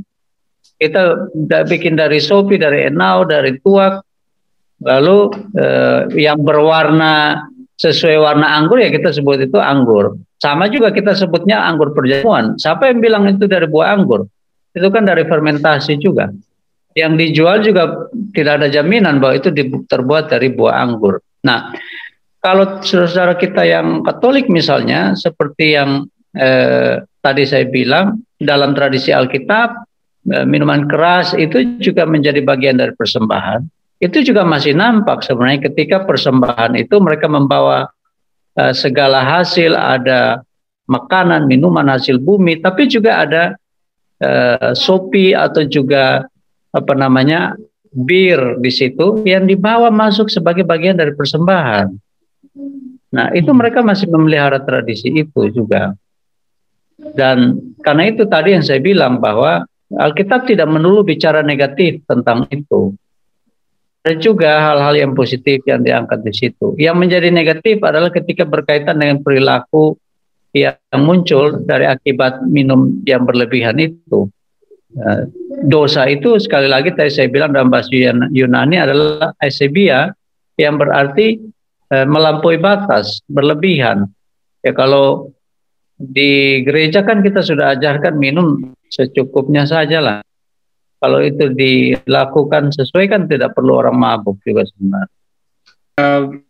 Saya ada pada posisi yang memang saya bilang tadi, saya ingin mengatakan bahwa sopi itu dia menjadi sangat beradab dan bernilai pada ruang-ruang kultural, bukan pada ruang ekonomi. Saya ulangi itu karena ini tidak dalam rangka mengasosiasikan bahwa saya kemudian semacam bukan ini, tapi semacam lagi menggiring bahwa kalau orang minum sopi lalu dia selalu terkait dengan kekerasan, kejahatan dan sebagainya. Saya tidak sampai di situ, tapi saya hanya mau melihat bahwa kalau dia ada dalam ruang-ruang kultural, itu tadi dia selalu punya nilai kontrol, entah kultural keagamaan maupun kultural kebudayaan. Tetapi yang tidak saya tidak terlalu sepakat dia ada dalam ruang-ruang ekonomi, karena kalau di ruang ekonomi itu dia tidak ada kontrol.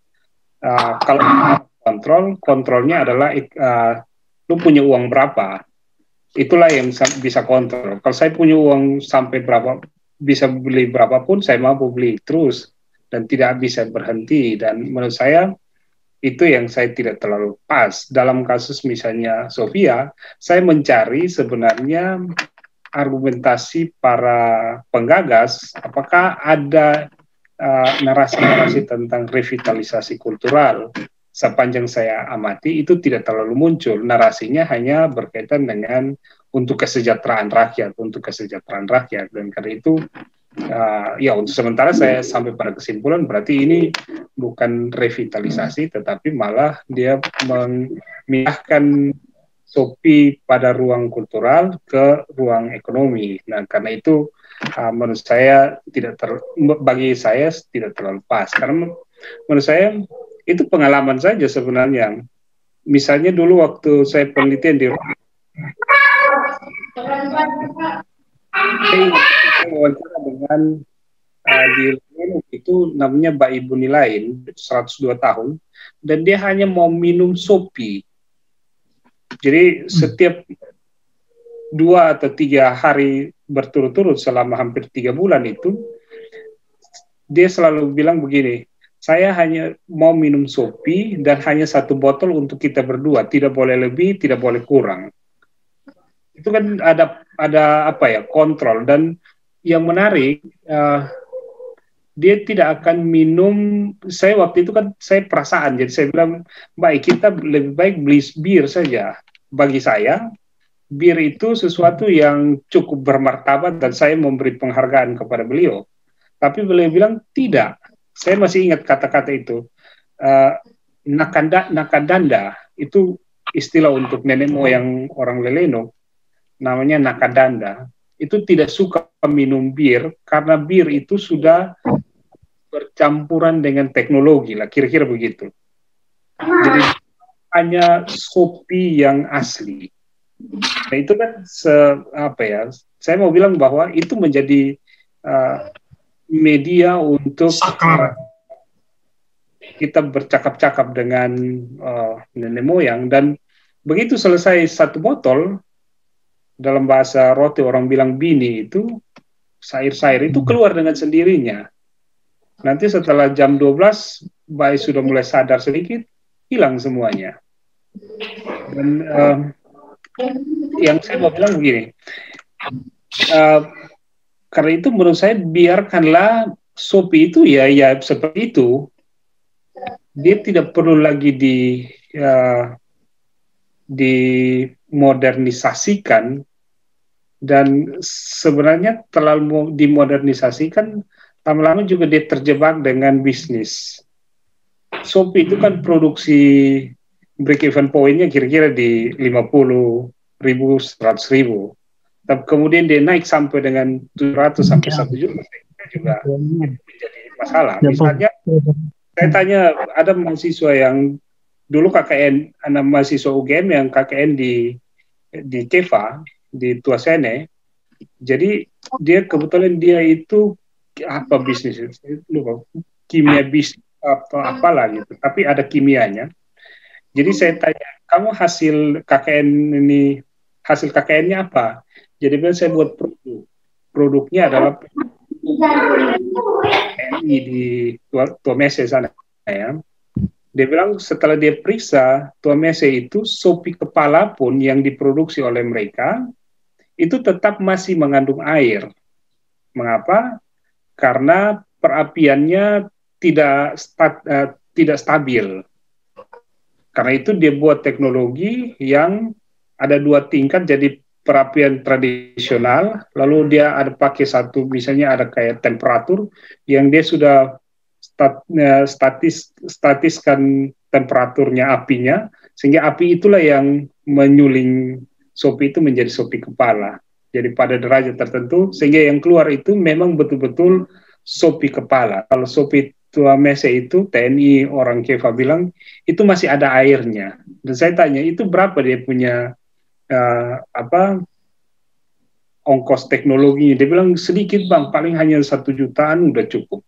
Nah asumsi saya misalnya kalau kemudian itu yang misalnya kalau kemudian misalnya pemerintah mau memberi investasi dengan dana seperti itu saja, dengan diproduksi di UKM-UKM, saya kira itu jauh lebih punya efek langsung kepada para penyuling ketimbang kita naikkan. Karena logika di belakang industri ini kan tidak ya narasinya untuk UKM, tapi investasinya kan dari luar semua.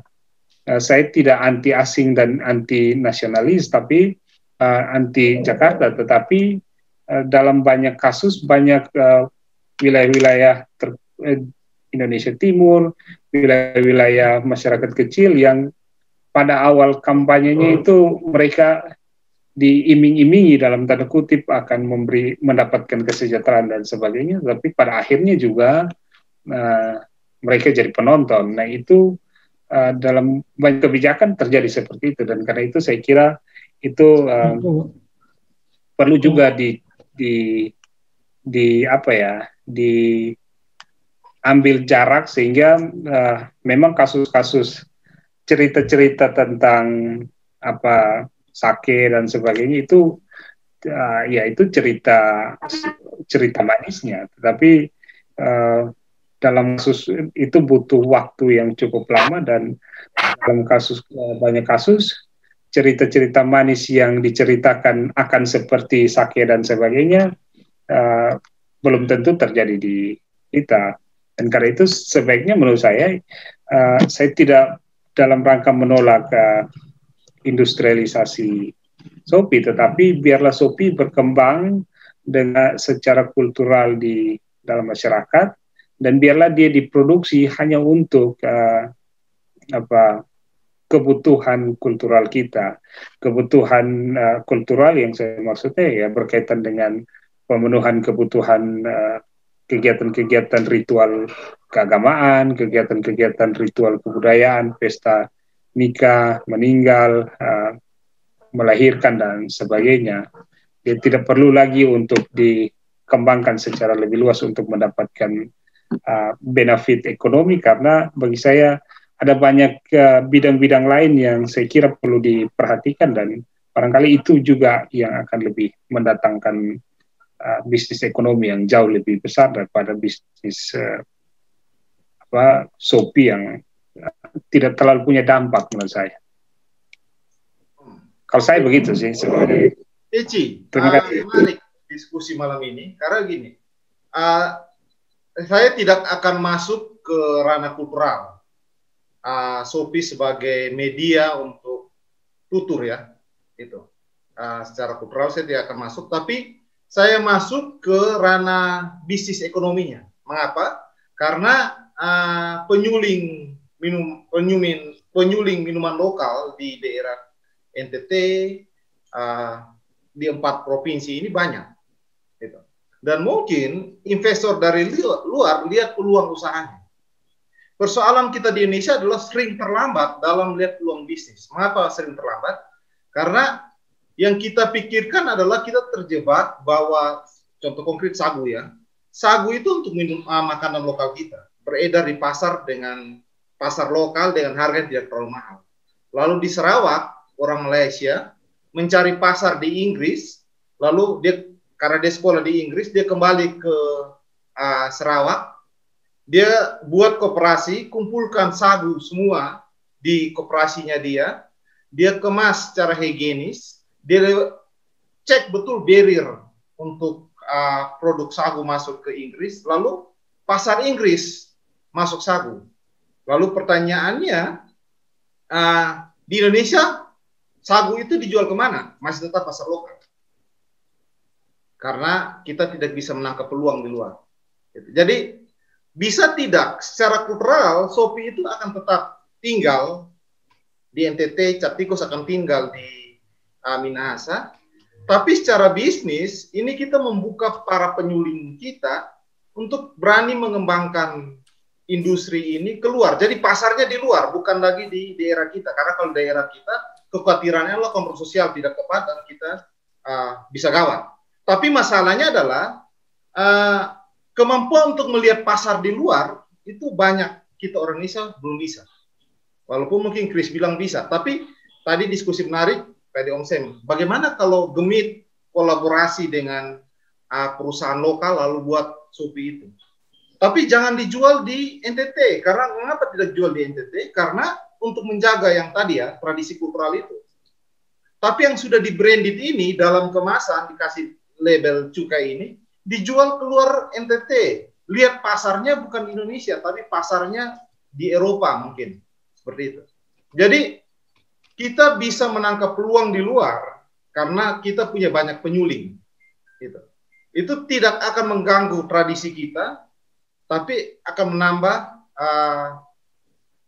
pendapatan kesejahteraan. Kalau yang sagu di Sarawak itu, memang mereka buat koperasi, koperasinya hanya penada sagu ya. Lalu mereka yang check and balance-nya ya, untuk jamin supaya bisa lewat barrier ketika masuk sebuah negara. Karena banyak produk Indonesia dalam bentuk barang mentah itu ditolak di Amerika Serikat, di Eropa, karena tidak ada, BP POM-nya bisa dibeli, tidak ada komposisi yang tepat dan lain-lain. Nah, tinggal kita jamin itu, cari pasar di luar, saya pikir itu bisa. Kalau investasi dalam bentuk itu, ada kemungkinan 4 provinsi ini peluang besar. Bagaimana menurut Eci? Saya satu dulu, Ricky. Saya kira memang berpikir seperti itu bisa, tetapi kemudian pertanyaannya adalah apakah bahan baku itu mencukupi atau tidak. Itu juga problem. Misalnya Shopee, berapa pohon tuak yang ada di Kota Kupang? Itu sudah hampir habis. Harapannya kan tinggal sisa-sisa di pantai Osapa dan sekitarnya Lasiana, tapi itu juga semua sudah kapling-kapling untuk pembangunan hotel-hotel di pinggir pantai. Misalnya yang banyak di arah menuju Tenau juga sudah habis karena ada bangun perumahan di situ, dan rata-rata habis. Misalnya di Rote, satu pohon juga sudah lahan sudah semakin sempit, dan saya kira Pak Pendeta Abdi juga paham, orang cari, jangankan cari Shopee, cari tuak saja untuk minum pagi itu sudah sulit. Nah, apakah memang dia bisa menjawab kebutuhan pasar, kebutuhan kultural saya kadang-kadang juga sudah semakin sempit. Itu juga jadi problem. Karena orang Rote sekarang misalnya, mana ada yang mau naik tuak? Lebih baik naik ojek daripada naik tuak. Iya, karena hasilnya kan, sekarang kan misalnya di Rote itu sudah sangat sulit untuk cari tuak, lalu sudah sangat sulit untuk cari misalnya susu kerbau. Karena orang sudah mulai mundur dari ekonomi-ekonomi tradisional seperti itu ke ekonomi yang lebih modern, tetapi penghasilannya juga hampir sama. Tapi relatif energi tidak terlalu besar. Misalnya satu hari kalau kamu naik tuak 20 pohon saja, mending sekalian ojek, saya tinggal gas-gas. Naik turun, kalau tuaknya dekat-dekatan bisa sambung jembatan, tapi kalau dia jauh, naik tuak turun itu ya kira-kira panjat 3 tingkat itu. Ya, kalau 20 berarti 60 tingkat ya repot juga, dan saya kira itu tantangannya juga cukup besar karena sumber daya alamnya sudah semakin terbatas dan sumber daya manusia juga sudah semakin terbatas. Itu juga tantangan saya kira untuk menjawab kebutuhan pasar barangkali. Saya sampaikan tadi bahwa itu konsep supply and demand ya. Saya pikir itu kita sudah tuntas bahwa kalau harga Shopee mahal, maka banyak orang yang akan tanam. Nah, terkait teknologi dan industri sebenarnya posisi positifnya harus kita akui bahwa ada standarisasi. Contoh, Aqua di Kemiri dan Aqua di Bansone, Keva, dan Aqua di Napan itu rasanya tetap sama karena standar. Sehingga kalau tadi kita biarkan ruang kultur itu ada, ya itu kita siapkan saja. Jadi seperti kami di bidang perkapalan, untuk mendesain kapal dari kayu, kita tetap harus memelihara galangan kapal kayu. yang nanti akan di wisatawan atau apa. Tetapi kalau untuk konsep industrialis tidak bisa kita pertahankan kapal kayu. Jadi kalau saya boleh samakan cerita itu, maka ya ketika kita bicara industri, maka kita akan bicara standarisasi. Tuamese, Shopee dari Tuamese, Napan dan juga Ponu ataupun Shopee ini, maka harus standarnya sama yang bisa layak dikonsumsi oleh tubuh. Tadi di intro awal itu Om Sam sempat sebutkan 3 mahasiswa Papua itu meninggal di Salatiga akibat minuman oplosan. Lebih tepat saya baca beritanya itu beberapa hari yang lalu. Jadi minumannya dicoba dicampur-campur. Nah, ini kan kita tidak bicara standar. Kita tidak pernah temukan orang di White House sana minuman keras terus mereka meninggal begitu karena campur-campur begitu. Nah, karena apa? Karena yang dikeluarkan oleh sake atau Jack Daniels atau whisky atau Smirnoff maupun minuman dari Rusia misalnya begitu, mereka sudah standar yang diterima oleh tubuh. Bahkan di labelnya Jack Daniels itu kita bisa lihat laki-laki disarankan minum beberapa kapasitasnya beberapa mililiter, perempuan disarankan minum ini. Jadi ada takaran begitu.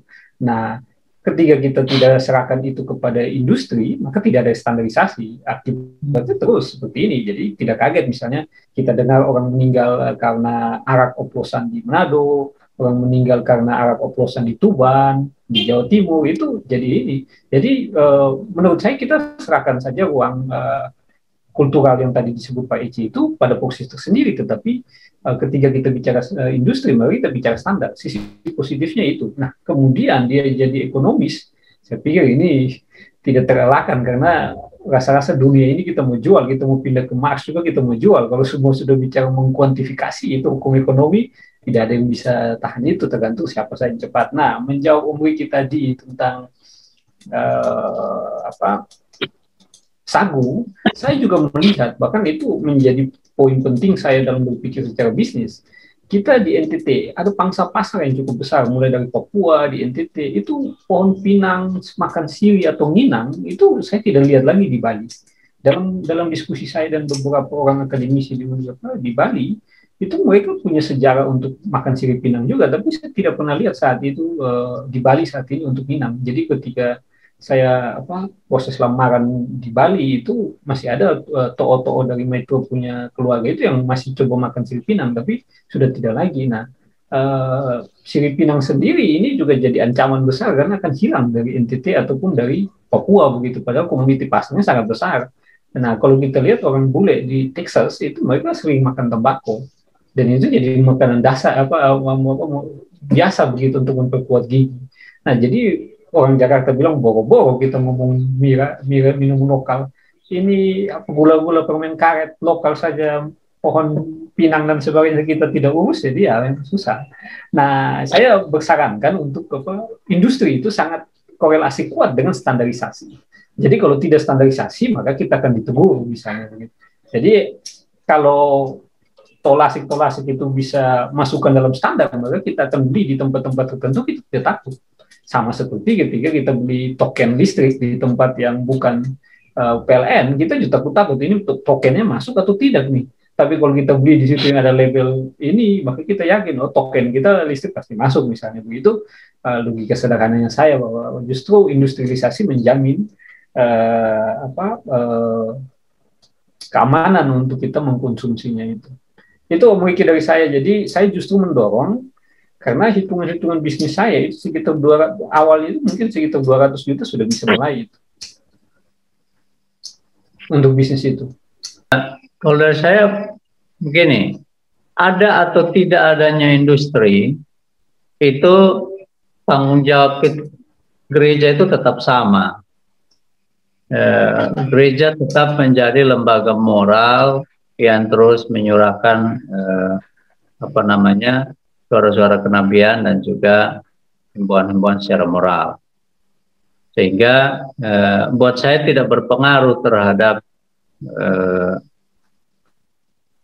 kondisi dan pelayanan gereja. Justru semakin banyak tantangan, ya tugas gereja semakin ekstra di situ. Nah, memang kalau kita kaji sebenarnya ini ada dampak positif, ada dampak negatif. Seperti yang tadi di awal juga saya sudah bilang bahwa di dalam kitab suci sendiri ada dua semangat di situ, ada semangat yang negatif, ada semangat yang positif juga. Nah, tugas kita adalah membuatnya menjadi positif. Dengan adanya industri, gereja hadir untuk tetap membawa kepada hal-hal yang bersifat positif, edukasi terus jalan, himbauan moral terus jalan. Nah, karena seperti yang tadi saya bilang, kita tidak bisa dengan serta-merta untuk bilang bahwa dengan industrialisasi miras, lalu orang semua menjadi pemabuk. Itu bukan jaminan. Gitu. Dan sebagai gereja tentu saya kira semakin banyak tantangannya ya gereja dituntut akan bekerja lebih ekstra untuk kemudian memberikan himbauan-himbauan dan juga penyadaran-penyadaran. Nah, menarik sebenarnya yang disampaikan terakhir tadi oleh Bosen. Betul, misalnya di Tua Mese itu tuak itu mereka akan bikin gula atau sopi itu tergantung harga. Jadi kalau harga gula lagi baik, maka orang akan lebih banyak pakai tuak itu masak gula. Tapi sekarang karena harga sopi jauh lebih baik, akhirnya orang memilih lebih baik masak sopi daripada masak gula. Gitu. Sehingga memang betul yang dia katakan Om Eci juga, memang sudah susah sekali untuk mencari yang pertama kita tidak punya program untuk revitalisasi atau juga melakukan penanaman kembali terhadap pohon tuak. Rata-rata pohon tuak itu tumbuh sendiri.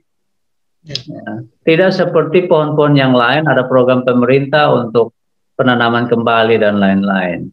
Ya, memang itu sudah karena orang menganggap ini bukan industri yang bisa punya prospek, belum kelihatan prospeknya. Tapi kalau sudah jadi industri yang punya prospek, pasti akan ada program pembagian anakan tuak untuk ditanam di mana-mana, gitu.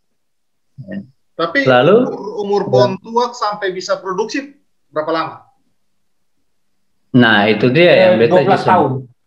Sekitar ya belasan tahun lah. 12 tahun, sekitar 12 tahun. Belasan tahun. Jadi memang itu orang akan lihat kalau dia industri menjanjikan, orang akan serius di situ. Termasuk juga misalnya para petani lontar. Ya. Anak-anak muda kita memang tidak melirik itu sebagai bidang usaha yang menjanjikan. Makanya setelah orang tua selesai sudah generasinya, anak-anak muda tidak akan mau lagi gitu, karena buat mereka itu tidak menjanjikan.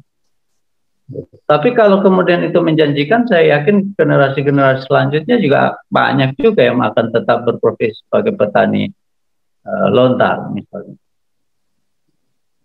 Sama seperti sekarang pemerintah juga, dulu petani itu dianggap sebagai profesi yang orang tidak suka melirik.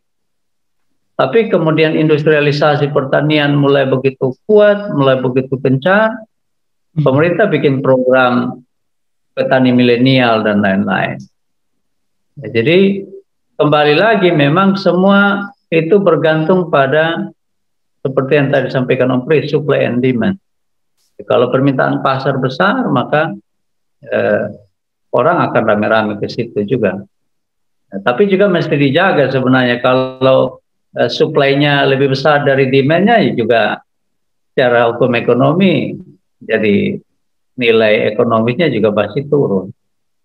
Jadi memang itu perlu dijaga yang baik.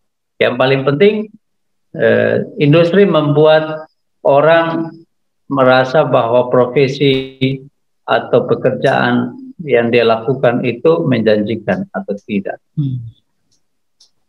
Jadi refleksi teologisnya ya kembali lagi Tuhan kasih kita pilihan, mau pilih hal yang baik atau buruk, tugas gereja kan kasih edukasi. Kalau pilih yang ini, dia konsekuensi begini. Pilih ini, konsekuensinya seperti ini. Jadi itu saja.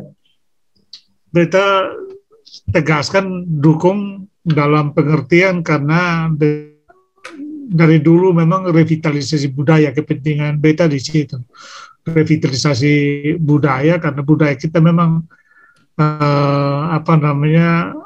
makin terdesak ya, ruang-ruang kebudayaan makin menyempit, sehingga beta lihat ini sebagai sebuah peluang untuk memperluas atau merevitalisasi kembali budaya kita, meskipun saya tidak yakin akan kembali seperti dulu, tetapi paling tidak ada sebuah ruang untuk memberikan kesempatan hidup dan berkembang bagi budaya kita.